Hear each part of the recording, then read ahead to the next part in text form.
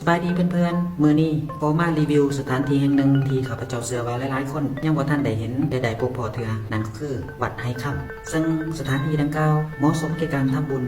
วัดดังเป็นตั้งอยู่บ้านไร่ค่ำเมืองไส้สถานนครหลวงเวียงจันทน์ซึ่งถ้าเพื่อนๆจะมาทางถาดหลวงก็ไปตามเส้นทางหน้าควายใกล้ตลาดบัวขวาบ้านน้องคอบ้านคำสวายและสมสง่าจนหอด4แยกหน้าควายแล้วเลี้ยวซ้าย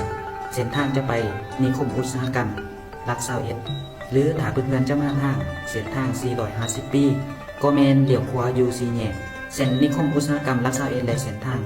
450ปีใกล้ตลาดให้ค่ำไปเล็กน้อยจะมีป้ายบอกทางเขาวัดให้ค่ำอยู่ด้านซ้ายมือซึ่งภายในวัดก็บ่แตกต่างหยังจากวัดทั่วไป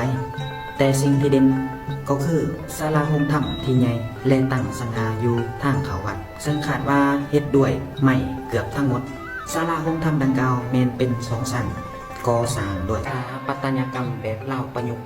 ศาลาโฮมธรรมดังกล่าวแม่นเป็น2ชั้นเห็นแล้วก็น่าประทับใจในฝีมือการก่อสร้างของเขาเจ้านอกจากนี้ก็ยังมีพระพุทธรูปปางม่านวิชัยหรือที่คนลาวรู้จักกันดีก็คือพระพุทธรูปปางสนามานซึ่งพระพุทธรูปนี้แม่นอยู่ในขั้นตอนกำลังก่อสร้างมีขนาดใหญ่พอสมควรคาดว่ามีความยาวหนาตาประมาณ15เมตรสูง20เมตรตั้งอยู่เข้มหนองไห้และนอกจากนี้ภายในขอบเขตไกลวัดก็มีร้านค้าร้านอาหารจุดที่อำนวยความสะดวกให้แก่การมาทำบุญในครั้งนี้เพราะว่าจะเป็นเงินคำเครื่องสังฆทานหรือหากจะทำบุญโดยการปล่อยสัตว์น้ำอื่นๆเพิ่นก็มีสนองให้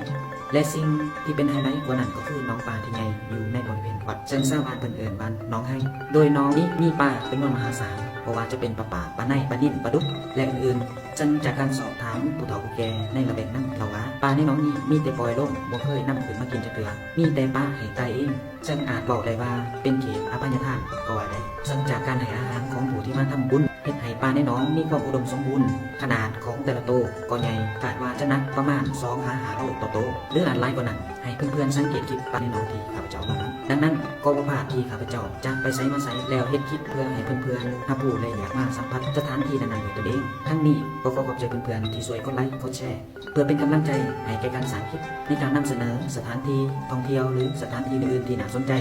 เพื่อบางคนที่ยังบ่เคยพอเคยเห็นและอยากมาสัมผัสด้วยตัวเอง